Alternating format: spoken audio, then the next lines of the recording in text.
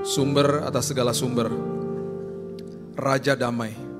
Dan itu sebabnya Tuhan, kami begitu tahu dan begitu pasti dan begitu yakin dan beriman bahwa Tuhan sudah ada di sana menyiapkan yang terindah bagi kami.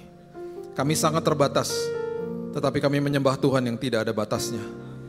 Hari ini Tuhan kami berdiri teguh, kami jadi luar biasa karena Tuhan luar biasa.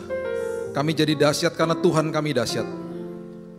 Terima kasih Tuhan, Engkau sudah hadir. Engkau yang kaya menjadi miskin supaya kami menjadi kaya hari ini Tuhan. Kaya di dalam pengharapan, kaya di dalam damai sejahtera, sukacita, hikmat. Dan itu sebabnya Tuhan hari ini kami begitu mengucap syukur karena kembali Roh Kudus akan berbicara, meneduhkan kami dan juga bahkan menegur kami. Terima kasih Bapa yang baik, hanya di dalam nama Tuhan Yesus kami sambut firman kebenaran. Kita sama-sama katakan amin, amin, amin. Silakan duduk. Shalom. Oke. Ada satu ayat yang sangat luar biasa yang dicantumkan sama pemazmur di Mazmur 100 ayatnya yang keempat, dikatakan begini. Masuklah melalui pintu gerbangnya. Semua pintu pasti ada kuncinya atau ada passwordnya paling tidak sekarang. Kunci daripada pintu gerbang Tuhan supaya bisa masuk itu adalah nyanyian syukur atau ucapan syukur. Ke dalam pelatarannya dengan puji-pujian, bersyukurlah kepadanya dan pujilah namanya. Masuk nanti malam dan dengungkan di dalam hati kita masing-masing dan katakan, terima kasih Tuhan.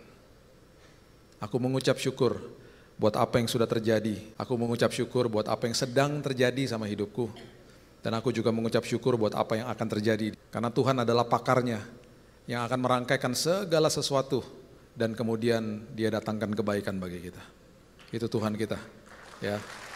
Nah, saya mau beritakan ini kepada Bapak Ibu supaya mengerti tentang prinsip ini, tentang sebuah ucapan syukur.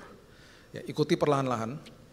Ini bahannya banyak banget, saya berusaha untuk berikan sebanyak-banyaknya supaya dapat dagingnya nih, jadi makanan rohani kita dan kita mengerti ada kuasa di balik ucapan syukur. Ya, karena pintu gerbang itu kalau dibuka dengan ucapan syukur berarti kuncinya itu dahsyatnya luar biasa. Bisa masuk sampai ke pelataran Tuhan dengan kunci itu dan kuncinya dikatakan adalah ucapan atau nyanyian syukur, itu dahsyat, luar biasa. Dan kalau kita perhatikan dan kita lihat apa yang terjadi di selama kisah di Alkitab, itu semuanya berkesinambungan, dimulai dari awal manusia jatuh ke dalam dosa. Oke, perhatikan prinsip ini baik-baik. Ketika manusia hidup di zaman itu di Eden atau hadirat Tuhan, kondisi manusia saat itu gak bisa saya gambarkan dengan kata sempurna, gak bisa. Lebih daripada sempurna. Karena Eden itu artinya hadirat Tuhan. Jadi manusia hidup di dalam hadirat Tuhan. Itu berarti kondisi yang jauh dan lebih daripada sempurna. Nah, kemudian kita harus mempertanyakan juga ini kepada diri kita sendiri. Kok bisa dalam kondisi yang jauh daripada sempurna, kok jatuh dalam dosa?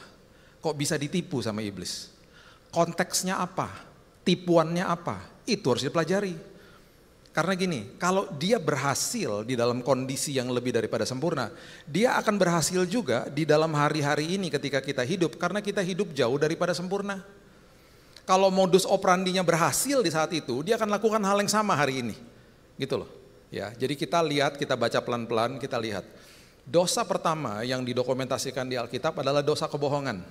Dosa kebohongan ini didengungkan dari seorang malaikat yang jatuh namanya Lucifer. Ya, jadi coba kita lihat Kejadian pasal yang ketiga, dimulai dari ayatnya yang keempat. Ini adalah kebohongan, karena gini, Tuhan sudah bilang sama manusia, khususnya kepada pria, kamu jangan makan buah itu, kalau kamu makan buah itu you will surely die, kamu pasti mati. Mati adalah artinya dipisahkan dari Tuhan. Iblis gak begitu pedulilah saat itu mungkin sama yang namanya kematian fisik.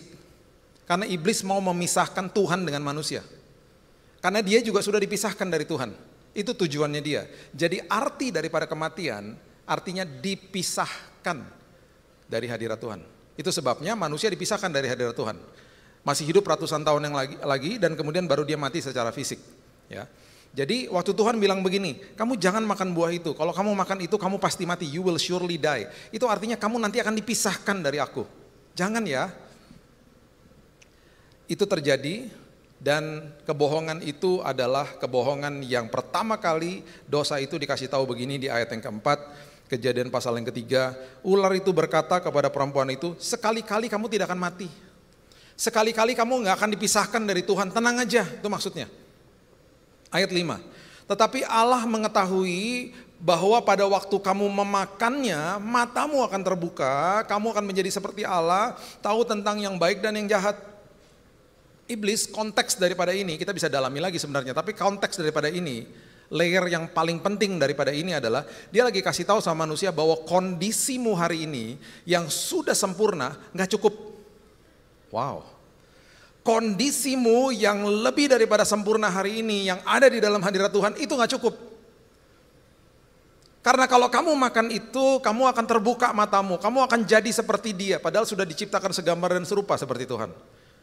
Dibolak-balik sama dia sehingga manusia akhirnya mungkin kesirep gitu ya, lama-lama akhirnya jadi paham dan mungkin akhirnya bilang, iya ya benar juga ya, ada dimensi yang lebih besar, lebih tinggi dari saya, kondisi saya hari ini gak cukup. Manusia ketika merasa tidak cukup, manusia berarti tidak mengucap syukur. Dosa awal itu karena manusia tidak mengucap syukur. Itu sebabnya diulang-ulang sama Tuhan, bahwa di dalam ucapan syukur, kamu akan menikmati hadiratku, kata Tuhan. Di dalam perjanjian lama, kalau kita bahas, sebentar kita lihat. Setiap kali ada ucapan syukur karena Yesus belum hadir, Tuhan turun. Dan Tuhan menghalau musuh-musuh bangsa Israel, bangsa Yehuda. Tuhan menghalau mereka karena ada ucapan syukur. Dan kalau kita perhatikan ketika manusia jatuh dalam dosa, ada seorang malaikat yang harus menjaga hadirat Tuhan. Tuhan gak perlu dijaga. Hadiratnya dijaga sama malaikat kerub, karena malaikat itu menjaga supaya manusia tidak mendekat kepada Tuhan, karena betul-betul dipisahkan. Oke. Perhatikan, ikuti perlahan-lahan. Ini kerub ada maksudnya juga. Ya.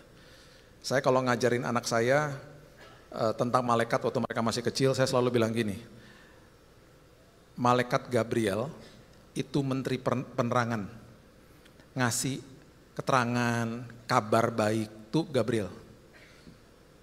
Michael itu Menhan, menteri pertahanan. Ketika Daniel berdoa di Daniel 10, ada malaikat datang untuk menjawab doanya, dihadang di udara sama Raja Persia, itu iblis. Sampai berapa hari di sana? 21 hari kalau salah Alkitab tulis. Dihadang di situ. Jenderalnya turun, Michael turun, ada apa? Nih saya lagi perang nih, udah kamu sana pergi ke Daniel, saya yang bertempur sama iblisnya. Menteri pertahanan. Yang mengganggu manusia dan membohongi manusia, itu dia baru dipecat. Jabatannya WL, Praise and Worship Department, namanya Lucifer. Pecat. Ada satu lagi namanya kerub.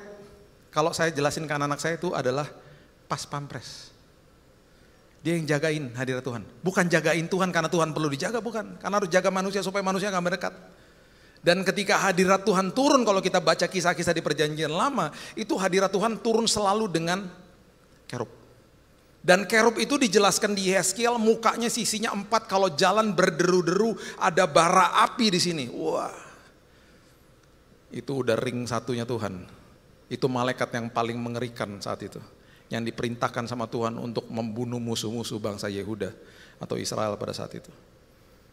Itu kira-kira tatanan kemalaikatan lah pada saat itu ya, kira-kira begitu. Nah sekarang kita dalami lagi, kita lihat ya. Manusia udah jatuh dalam dosa. Tuhan punya inisiatif untuk mengembalikan hubungannya dengan manusia. Nah sebelum kita bahas itu, saya mau beritahu ini kepada Bapak Ibu ya. Lucifer, malaikat yang jatuh ini, dia ini adalah malaikat yang sombong, malaikat yang tidak merasa puas, padahal dirinya sangat indah dan paling indah. Saya mau beritahu kepada kita betapa indahnya dia, Tetapi di dalam kondisi seperti itu pun dia tidak mengucap syukur, itu sebabnya dia berhasil membohongi manusia. Kalau saya dalam kondisi yang udah sempurna seperti begini, udah terhebat di dalam tatanan kemalaikatan, saya bisa jatuh, saya akan kasih kebohongan sama kamu supaya kamu jatuh. Saya akan hembuskan nafas-nafas supaya kamu akhirnya tidak mengucap syukur dalam hidupmu. Ya. Yesaya pasal yang ke-14. Kata Lucifer itu nggak akan kita bisa dapati di Alkitab kita, karena ditulisnya nggak pernah Lucifer. Ditulisnya itu dijelaskan dengan kata-kata seperti bintang fajar, kemudian putra fajar. Ya. Yesaya 14 ayat 12, perhatikan ini. Wah, engkau sudah jatuh dari langit, hai bintang timur putra fajar. Engkau sudah dipecahkan dan jatuh ke bumi, hai yang mengalahkan bangsa-bangsa. Engkau yang tadinya berkata dalam hatimu, perhatikan kalimat-kalimat ini, aku hendak naik, aku hendak mendirikan tahtaku mengatasi bintang-bintang Allah, dan aku hendak duduk di atas bukit pertemuan jauh di sebelah utara. Ayat 14, aku hendak naik mengatasi ketinggian awan-awan, hendak menyamai yang maha tinggi. Itu keinginan dia, karena merasa gak cukup. Sekarang perhatikan ini baik-baik. Di dalam Lucifer itu sudah diciptakan sama Tuhan alat-alat musik. Tadi kalau lihat tim praise and worship, ada worship leader, ada singer, di situ ada bandnya. Biasanya kalau sebuah band itu musik dasarnya itu adalah alat tiup, ada yang dari senar sama drumming atau di apa sih bahasa Indonesia, tabuh ya, digebuk gitu ya. Ada perkusi, bisa itu masuk ke dalam kategori drum, bisa juga apa tuh namanya, gemerincingan, yang apa? Saya jadi lupa kata apa? Tamborin, there you go, tamborin. Saya pernah dikata-katain sama bencong loh di pinggir jalan. Dia main-main tamborin kan, gitu-gitu. Di pinggir, saya dengan sopan saya bilang gini, enggak. Tahu nggak dibilang apa? Botak! Gitu. Galak amat sih. Jadi saya kalau lihat ada mereka yang datang, saya udah siap-siap uang aja, ntar dikata-katain lagi. Gitu.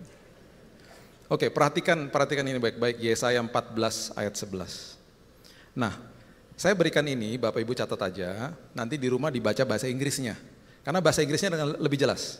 Bahasa Inggrisnya sangat-sangat detail. Kalau dari saya bacanya NKJV ya, New King James Version. Kadang-kadang New Living Translation juga bagus untuk referensi kalau mau baca. Sekarang ada kok di digital, tinggal dibuka aja di situ ya. Yesaya 14 ayat 11 coba lihat.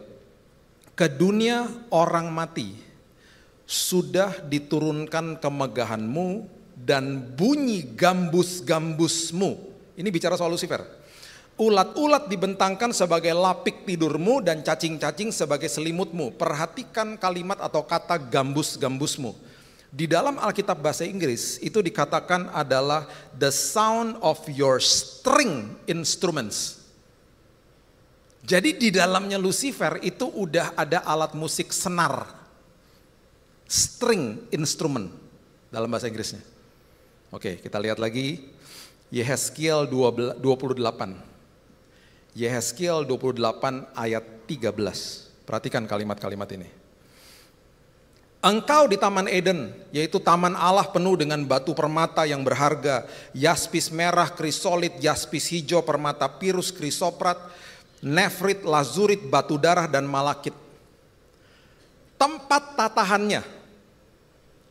tatahannya daripada batu-batu ini yang ada di dalam Lucifer, diperbuat dari emas dan disediakan pada hari penciptaanmu.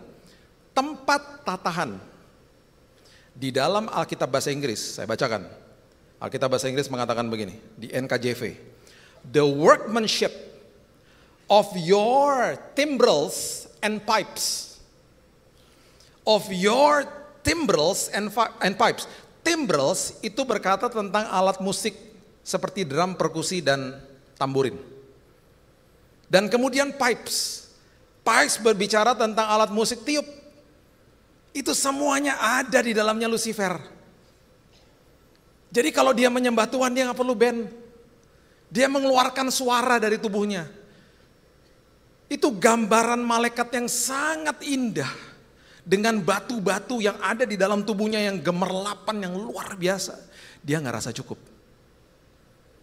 Saya mau beritahu ini kepada kita. Dia udah dipecat. Itu sebabnya Tuhan mencari penyembah-penyembah yang menyembah dia di dalam roh dan kebenaran. Siapa? Saudara dan saya. Itu sebabnya dia paling benci sama kita. Karena Tuhan mencari kita. Terus mungkin di awal dia bilang gini, kalau kamu mau ganti saya mana bisa seperti saya. Yang udah di built in, punya 3 alat musik dasar dalam tubuh saya. Tuhan tertawa. Dan saya percaya Tuhan hanya tersenyum ketika dia buat kita dari debu. Bahan dasar ya, sumbernya Tuhan ya. Bahan dasar, bahan bakunya debu. Tahu yang dia ciptakan apa? Dia kasih senar di dalam sini. Yang kita sebut dengan vocal cord. Kalau kita nyanyi dan kita sedang berbicara. Ada senarnya di sini. Dan kalau kita lagi berbicara itu seperti pipe. Ada udara yang keluar dari dalam sini. Dan kita punya tangan untuk bertepuk tangan seperti sebuah genderang atau sebuah perkusi. Dan Tuhan tersenyum, dia kasih semuanya di dalam kita. Untuk kita menyembah dia, untuk kita memuji namanya dia. Jadi, saya mau beritahu ini kepada Bapak Ibu. Jangan keluarkan suara dari mulut yang senantiasa isinya hanya mencibir, komplain nama Tuhan, dan suara-suara yang tidak percaya. Itu semuanya dikasih sama Tuhan untuk menyembah dia dan senantiasa mengeluarkan suara-suara seperti begini. Terima kasih Tuhan, Engkau baik bagi aku. Mau keadaan seburuk apapun, terima kasih Tuhan, aku senantiasa akan menggunakan semua yang Kau berikan ini untuk mengucap syukur. Mengucap syukur. Jangan jadi seperti dia. Dia berusaha menarik orang-orang dengan kondisi yang tidak mengucap syukur. Dia dibuang dari sorga. Dan itu sebabnya di Yohanes dikatakan, I am searching, I am seeking. Aku mencari penyembah-penyembah yang menyembah aku di dalam roh dan kebenaran. Dan kalau kamu mengerti, dia katakan kepada kita, kalau kamu mengerti tentang prinsip ini, kamu akan aku kasih kuncinya untuk masuk ke dalam pelataranku. Masuklah dengan ucapan syukur. Perhatikan prinsip ini baik-baik. Dulu hadirat Tuhan itu perlu dilakukan dengan prosesi-prosesi. Dan Tuhan hanya turun, hadiratnya dirasakan sementara-sementara saja. Bahkan Tuhan mengatakan kepada manusia harus buat tempat supaya aku hadir. Hari ini gak perlu Bapak Ibu, kita terima Yesus sebagai Juru Selamat, Tuhan hadir di sini selama-lamanya. Selama-lamanya. Jadi yang perlu kita pahami adalah begini. Kehadiran sama hadirat itu beda. Ya, perhatikan baik-baik. Saya dengan teman saya bisa hadir di dalam sebuah pesta pernikahan. Ini kejadian berkali-kali lah. Kita juga mungkin pernah ngalamin hal yang sama. Besoknya ketemu, ngopi-ngopi, tiba-tiba, lu kemarin kemana Bil? Gue ke pernikahan. Di mana? Di hotel ini misalnya. Serius lo di hotel itu? Pernikahannya si itu? Iya, lah gue juga datang, kok gak ketemu ya? Nah, sama-sama hadir, tetapi tidak merasakan hadirat. Hadirat itu artinya countenance to countenance, face to face. Iblis tahu bahwa kehadiran Tuhan gak bisa dibatalkan sama apapun. Karena dia selalu ada dan selalu hadir dalam hidup kita. Yang dia rusak adalah kita akhirnya mengeluarkan kata-kata dan kita tidak tahu dan kita tidak menikmati hadiratnya Tuhan. Dia selalu hadir. Itu sebabnya di dalam sebuah pergumulan hidup, dia selalu memasukkan kepada kita semua kebencianlah, kepahitanlah, ketidakpuasan di dalam sini sehingga manusia akhirnya tidak mengucap syukur. Ketika manusia tidak mengucap syukur, dia lagi memalingkan muka kita untuk melihat masalah dan melihat dia. Orang yang mengucap syukur adalah orang yang sedang memalingkan wajahnya dan sadar bahwa Tuhan selalu hadir dalam hidupnya. Itu ucapan syukur. Jadi akhirnya ketika di dalam ucapan syukur, tiba-tiba kita rasa kuat. Kita rasa luar biasa, kita rasa kuat dan teguh imannya. Karena ucapan syukur itu membuat kita sadar bahwa Tuhan hadir. Makanya saya sedih dengar orang-orang yang selalu mengatakan begini, gak rasa hadirat Tuhan. Ya salah lu lah. Orang Tuhan selalu hadir juga. Hadirat Tuhan gak bisa serta-merta dirasakan hanya pakai emosi aja. Betul, di dalam sebuah ibadah seperti begini, ketika ada praise and worship, ada khotbah, kita bisa rasakan hadirat Tuhan. Ketika kita lagi menyembah Tuhan di mobil dengan lagu pujian, kita bisa merasakan hadirat Tuhan. Tetapi apakah Tuhan tetap hadir, Pak? Kalau kita lagi dalam kondisi sibuk, lagi kerja, di mana emosi saya lagi tiba-tiba lagi fokus, lagi kadang-kadang stres, Pak, lagi kadang-kadang pengen marah, apakah Tuhan tetap hadir? Tetap hadir. Kehadiran Tuhan harus dinilai pakai iman. Gak bisa hanya sekedar hanya pakai perasaan saja. Itu sebabnya di dalam ucapan syukur kita akan terus dibuat sadar bahwa dia selalu ada. Iblis tahu dia gak tinggalin kita. Itu sebabnya dia mau memisahkan kita dari hadiratnya. Gak nikmati hadiratnya dia. Apa yang terjadi? Coba lihat. Coba lihat, buka sama-sama saya di Keluaran pasal yang ke-25 ayat yang ke-8 mengatakan begini. Keluaran pasal yang ke-25 ayat yang ke-8. Ini kasihan sih, zaman-zaman perjanjian lama kasihan. Puji Tuhan loh, kita gak hidup di zaman ini. Coba lihat ini. Mereka harus membuat tempat kudus bagiku. Tuh. Karena hadiratnya turun di tempat-tempat itu. Dilambangkan dengan tabut perjanjian, dimulai dengan yang namanya tabernakel Musa, kemah Daud, bait Allah 1 dan 2. Selalu dimulai dengan itu. Supaya aku akan diam di tengah-tengah mereka. Tuh. Pakai lambang-lambang, pakai elemen-elemen. Di perjanjian baru beda. Coba lihat Wahyu 4 ayat 9. Wahyu 4 ayat 9. Setiap kali makhluk-makhluk itu mempersembahkan puji-pujian, hormat dan ucapan syukur kepada Dia yang duduk di atas tahta itu dan hidup sampai selama-lamanya. Ucapan syukur itu di dalam kehidupan anak-anak Tuhan hari ini, itulah yang membuat kita sadar Dia hadir. Coba lihat ini baik-baik ya. Mungkin ini sering kali terlewat ya. Kejadian 22 ayat yang ke-5. Apa sih yang terjadi kalau manusia mengucap syukur? Yang pertama kita sudah bahas tadi. Yang pertama adalah kalau kita mengucap syukur, dosa tidak akan kelihatan menarik.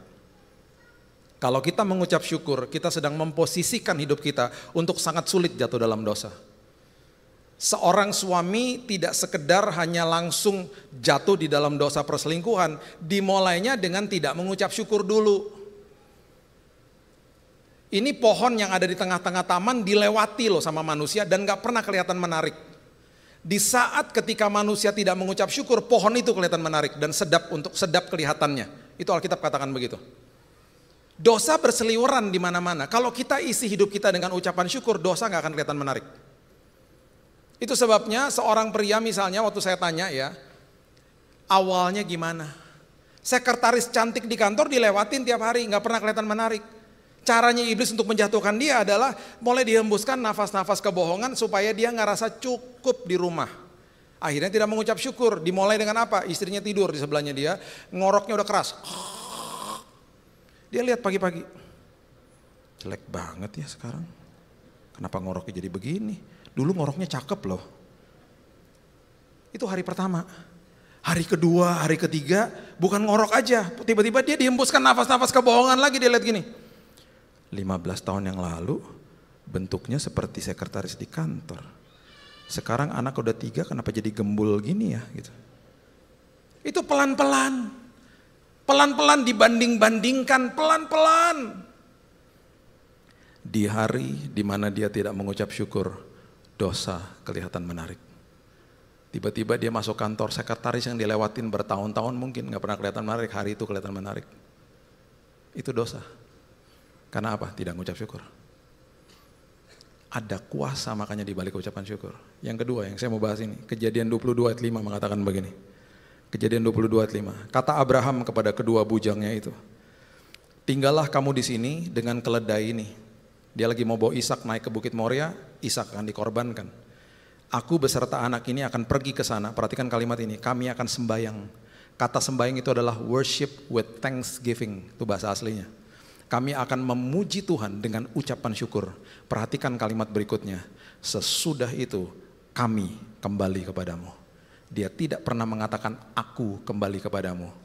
Dia katakan kami berdua kembali kepadamu. Dengan kata lain dia katakan apapun yang terjadi di atas sana, pasti Tuhan akan beracara, pasti Ishak akan balik sama saya. Itu adalah orang yang dikatakan orang beriman karena rupanya di dalam kehidupan dia senantiasa suka mengucap syukur. Di dalam ucapan syukur iman kita diteguhkan sama Tuhan. Itu Tuhan. Diteguhkan sama Tuhan. Saya berhadapan dengan cancer saya. Kalau saya nggak ngucap syukur, saya tidak akan pernah kuat. Saya kasih tahu sama istri saya, besoknya ketika saya divonis mati, saya bilang, sayang jangan lupa tiap hari kita ngucap syukur. Dokter kasih kabar buruk besoknya, saya bilang gini, gak apa-apa Tuhan, terima kasih kesembuhan sudah diberikan ribuan tahun yang lalu. Besoknya dia masuk lagi dengan diagnosa darah yang sangat buruk. Pak, ini makin ngejeblok darahnya Pak. Pak, ini makin buruk keadaannya Pak. Gak apa-apa Tuhan, terima kasih. Semua kebaikan dan bilur Tuhan sudah tersedia bagi saya. Setiap hari mengucap syukur, akhirnya imannya diteguhkan sama Tuhan. Dan akhirnya ada seorang teman saya yang WhatsAppin saya, dia bilang ini, lu kok di dalam WhatsAppnya kok optimis banget sih Bill? Saya mulai bilang saya dapat damai dari Tuhan. Iman saya teguh karena saya punya Yesus. Gue gak pernah punya iman kayak begitu. Gue gak pernah punya damai kayak begitu. Gimana caranya? Lu berdoa sama Yesus gue nanti malam. Itu lewat WhatsApp. Saya lagi di rumah sakit, dia bukan orang percaya. Gue gak pernah punya tuh damai kayak begitu. Lu percaya dulu sama Yesus gue baru lu minta damai itu dari dia. Jangan sekedar minta, kalau lu minta tuh namanya eksploitasi. Yesus gue bukan dewa. Dia adalah Tuhan yang turun dari tahtanya membawa hubungan buat lu. Jadi gue ngapain? Ya lu percaya dulu. Lu berdoa sama dia, lu harus bilang, saya percaya engkau datang sebagai juru selamat atas hidupku. Baru lu minta damai sejahtera. Saya gak pernah lupa itu gak sampai 12 jam. Jam 5 pagi udah ada WhatsApp dari dia. Bill, gue dibangunin sama Yesus lo tadi pagi. Gue melihat dia di dalam mimpi gue katanya. Gue bangun dengan damai yang gue gak pernah rasakan sebelumnya. Gue cuma mau kasih tahu sama lo, gue hari ini percaya sama Yesus lo. Dia bilang gitu sama saya. Gue doain, Bill, gue doain lo pulang. Lo selamat Bill ya. Nanti gue minta didoain. Sampai hari ini dia menjadi orang percaya. Karena iman selalu timbul dari ucapan syukur. Selalu timbul dari ucapan syukur. Perhatikan apa yang terjadi dengan Yosafat ketika diserang sama Bani Moab dan Bani Amon. 2 Tawarikh 20 ayat yang ke-13. 2 Tawarikh 20 ayat yang ke-13, Bani Moab sama Bani Amon itu sangat keji, membunuh manusia, sangat mengerikan. Ini yang terjadi. Ya, ini yang terjadi. Sementara itu seluruh Yehuda berdiri di hadapan Tuhan, juga segenap keluarga mereka dengan istri dan anak-anak mereka. Mereka berteriak, Tuhan tolong kami Tuhan. Tolong kami Tuhan. Mereka kalau menyerang mereka akan membunuh semuanya. Tiba-tiba Tuhan bilang begini sama mereka. Ayat 17. Ayat 17.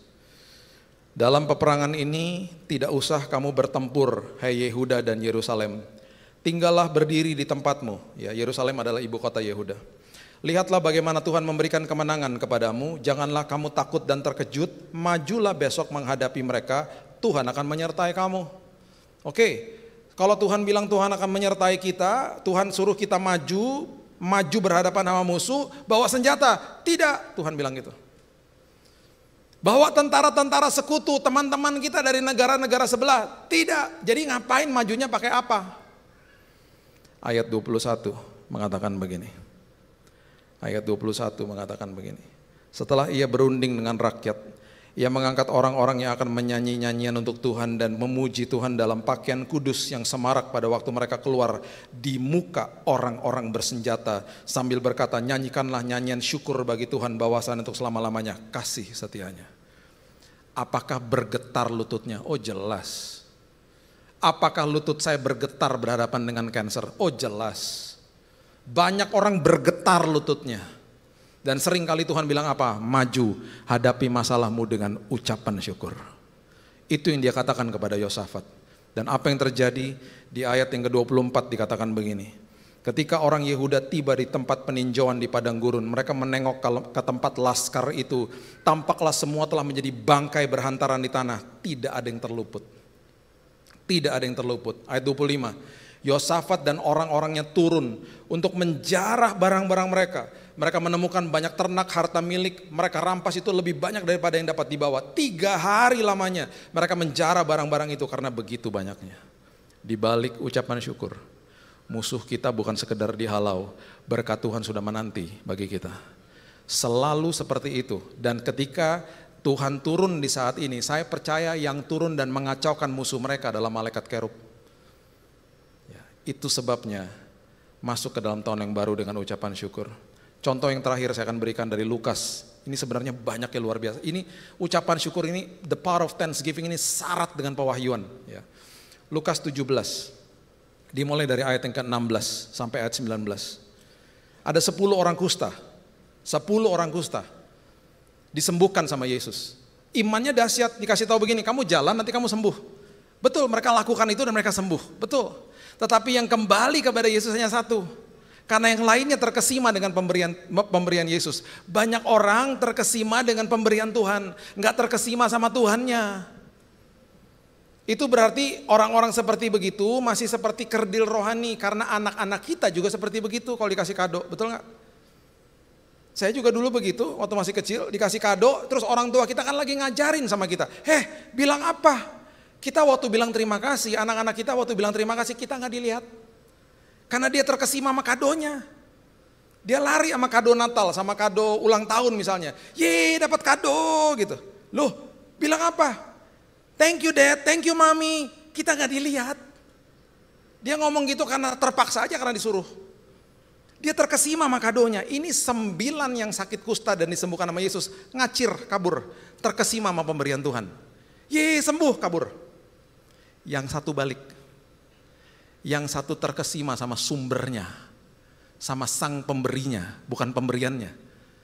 Dia datang di ayat 16, Lukas 17, dikatakan tersungkur di depan kaki Yesus dan mengucap syukur kepadanya.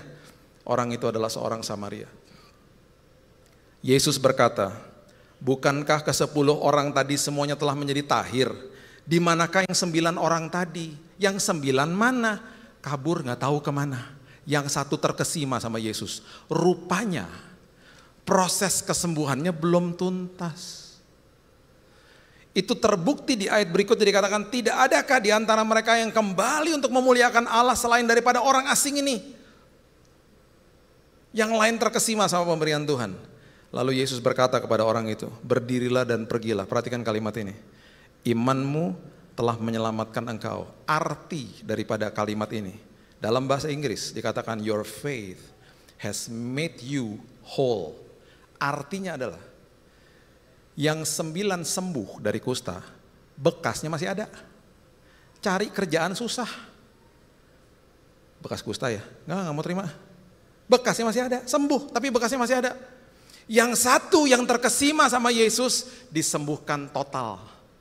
Orang nggak akan tahu bahwa dia bekas pengidap kusta karena bukan sekedar sembuh, bekas kustanya hilang. Your faith has made you whole. Sembuh total. Perkenanan Tuhan selalu diberikan kepada orang-orang yang senantiasa mengucap syukur. Selalu begitu.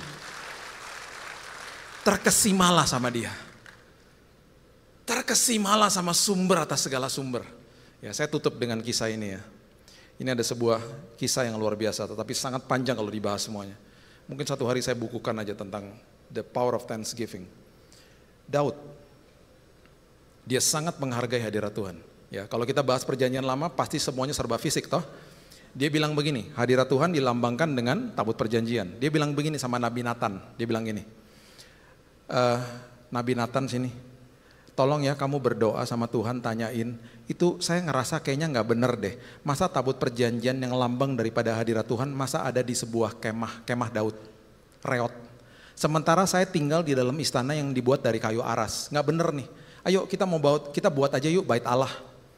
Inisiator pertama yang membuat atau membangun bait Allah itu Daud. Nabi Nathan berdoa, dia balik lagi, dia bilang gini, bos gak usah. Katanya Tuhan gak usah, katanya nanti anaknya bos aja yang bangun bait Allah. Siapa namanya? Salomo. Nah, karena inisiatif udah datang dari dia, menghargai hadirat Tuhan, ini janji Tuhan Holy Covenant kepada Daud.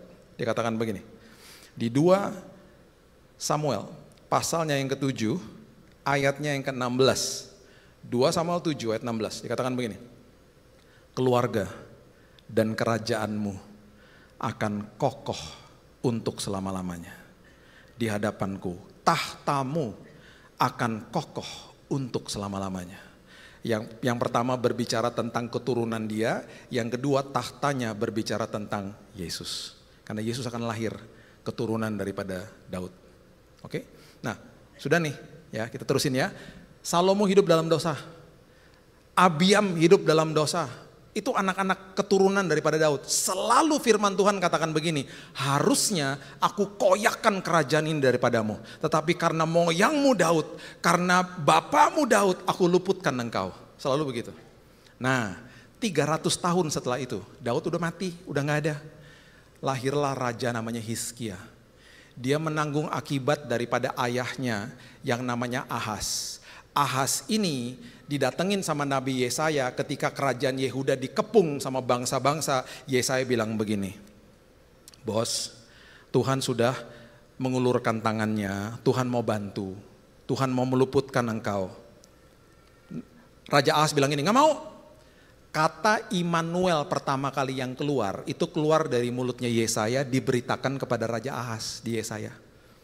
Dikasih tahu gini, Allah yang mau membantu dan menolongmu ratusan tahun setelah itu kira-kira 600 tahun setelah itu. Dia akan menjelma menjadi manusia, namanya disebut Immanuel, Allah yang menyertaimu. Dia gak mau, karena mungkin dia gak bisa lihat kalau Tuhan. Dia mau melihat sesuatu yang pasti-pasti aja. Dia bilang begini, gak mau, saya mau minta bantuan dari Raja Asyur yang udah datang mendekat kepada saya. Saya diminta upeti sama dia, gak masalah, saya akan bayar. Akhirnya kerajaan Ahaz itu dijajah secara ekonomi. Anaknya Hizkia akhirnya mau diserang, mau dihancurkan kerajaannya, mau dijajah keseluruhannya, dan dikepung oleh 185.000 tentara Asyur. Perhatikan apa yang Alkitab katakan. Orang yang menghargai hadirat Tuhan, orang yang senantiasa mengucap syukur. Lihat apa yang terjadi.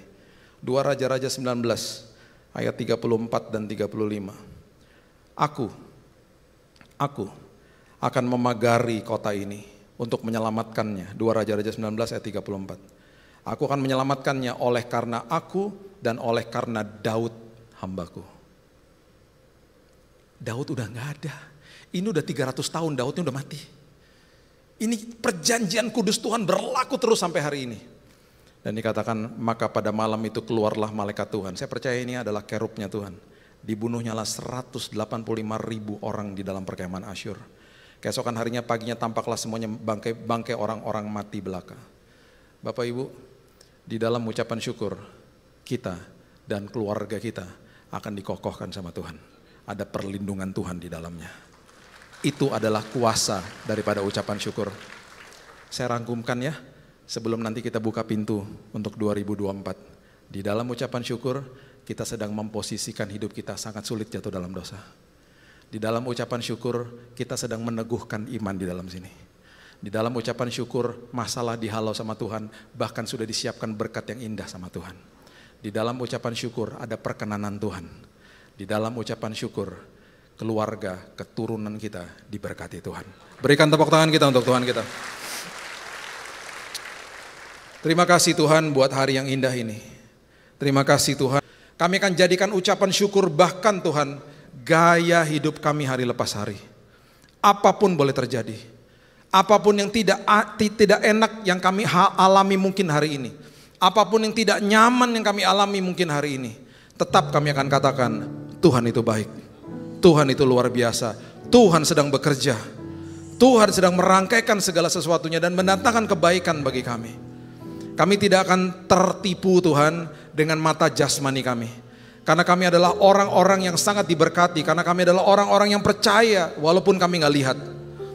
Itu sebabnya Tuhan teguhkan iman kami.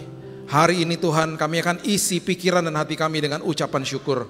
Karena di dalam ucapan syukur kami sadar bahwa Tuhan selalu hadir dalam hidup kami. Meteraikan firman ini Tuhan, dan aku berdoa bagi setiap jemaat-Mu yang hadir. Mereka dan keluarga mereka dijaga, dilindungi Tuhan. Membuat berhasil, lumbung-lumbung mereka diisi penuh sama Tuhan. Mereka terus naik dan tidak turun, menjadi kepala bukan menjadi ekor. Mereka menerima kesehatan bukan sekedar di tubuh, tetapi jiwa dan roh mereka sehat dan kuat. Karena mereka senantiasa mengucap syukur kepada Tuhan. Terima kasih Bapa yang baik. Meteraikan firman ini karena kami juga sudah dimeteraikan oleh Roh Kudus. Hanya di dalam nama Tuhan Yesus kami sudah berdoa dan mengucap syukur. Kita sama-sama katakan amin.